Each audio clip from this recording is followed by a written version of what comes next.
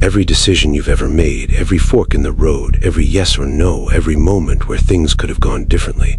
What if none of those possibilities actually disappeared? What if every single one of them happened? Not as a thought experiment, not as a metaphor, but as a physical reality happening right now, in parallel to this moment. This is where quantum mechanics leads. And by the end of this video, you'll understand exactly why some of the most respected physicists alive take this idea seriously and why it has never been disproved. Quantum mechanics. To understand the multiverse, you first have to understand something strange about the building blocks of reality. In the early 20th century, physicists discovered that particles, electrons, photons, atoms down, to behave like tiny versions of everyday objects. They don't have fixed positions or fixed properties until you measure them. Before measurement, a particle exists in superposition, a combination of multiple possible states at the same time. The most famous demonstration of this is the double-slit experiment. Fire a single electron at a barrier with two narrow slits, and the electron doesn't go through one slit or the other. It goes through both simultaneously, interfering with itself on the other side, producing a pattern on the detector that is only possible if the electron traveled as a wave through both slits at once. The moment you add a detector to observe which slit the electron actually used, the interference pattern disappears. The electron suddenly behaves like a particle going through one slit. The act of observation itself changes the outcome. This isn't a limitation of our instruments. Experiments have confirmed repeatedly that the uncertainty is real. The particle genuinely does not have a definite state before you look at it. The act of measurement forces it into one, which immediately raises a question that physics spent the entire 20th century arguing about. When a particle in superposition gets measured, when it's forced to pick one state, what happens to the other possibilities? The standard answer taught in most physics courses is that they disappear. The wave function, the mathematical object describing all possible states of a particle, collapses to a single outcome. One possibility becomes real, the rest vanish. This is called the Copenhagen interpretation. It dominated physics for decades. And it has one serious problem. Nowhere in the actual equations of quantum mechanics does collapse appear. The mathematics never describes it.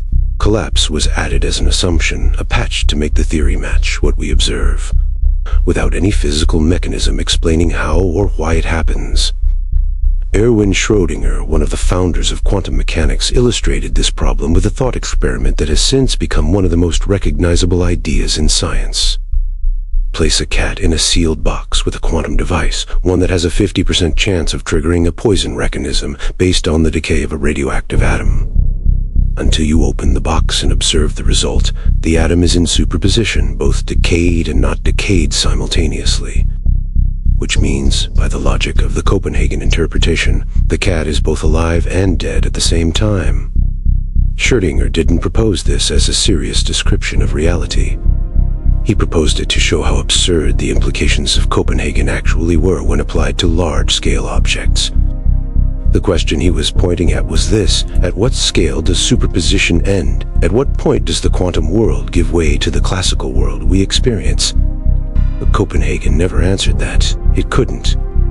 The math worked perfectly, but what it's describing nobody agreed on. In 1957, a graduate student at Princeton named Hugh Everett proposed a different answer. What if the wave function never collapses? What if, instead of the other possibilities disappearing, they continue in branches of reality that no longer interact with ours? The universe doesn't select one outcome and erase the others. It branches. Every possible outcome plays out in a separate, equally real branch of reality. The branches don't communicate with each other. Each one contains observers who experience only their own outcome with no knowledge of the others. In Schrödinger's box under many worlds, both outcomes happen. In one branch, the cat is alive. In another, it is dead. Both branches are equally real. That the observer who opens the box becomes entangled with one of them, and from inside that branch, it looks exactly as if collapse occurred. But no information was lost, no possibility was destroyed. The wave function simply continued evolving as the mathematics always said it did. This is the many worlds interpretation. And it solves the measurement problem entirely by removing collapse from the theory. The mathematics of quantum mechanics, taken at face value with nothing added, describes exactly this. Now consider what this means for every decision, every event, every moment where the outcome was uncertain. Quantum events are not rare. They are happening continuously, in every atom of every object, billions of times per second, every radioactive decay, every photon absorbed or reflected, every chemical reaction and every synapse of every brain. Each one, under many worlds, branches the universe. The number of resulting branches is not just large, it is beyond any number that has meaning. And in those branches, every outcome that quantum mechanics permits has occurred. Versions of you who made different choices, not because the choices were quantum events themselves, but because the brain that made them was running on quantum processes that branched differently. A different outcome here, a different signal there, accumulated over a lifetime, diverging into lives that look increasingly unlike this one. All of them real. All of them running right now. The obvious question is, why don't we experience this?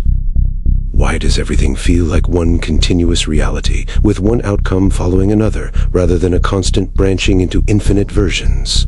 The answer is decoherence.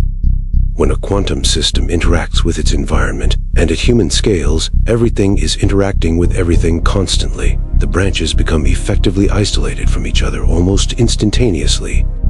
They exist in the same underlying mathematical structure, but in orthogonal regions of it that can no longer exchange information. From inside any branch, the others are not hidden, they are simply unreachable. You don't experience the branching because you are inside one branch. Every version of you in every branch has exactly the same experience, a single coherent reality with no awareness of the others.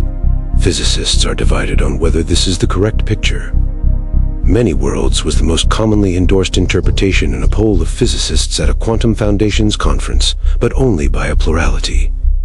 Copenhagen remains widely taught.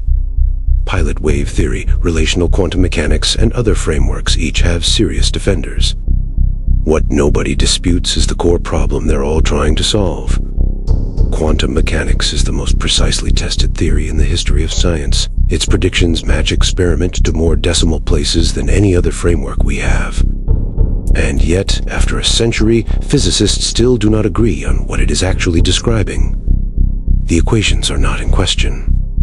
What they mean, what they say about what reality actually is, remains genuinely open. So back to the question we started with.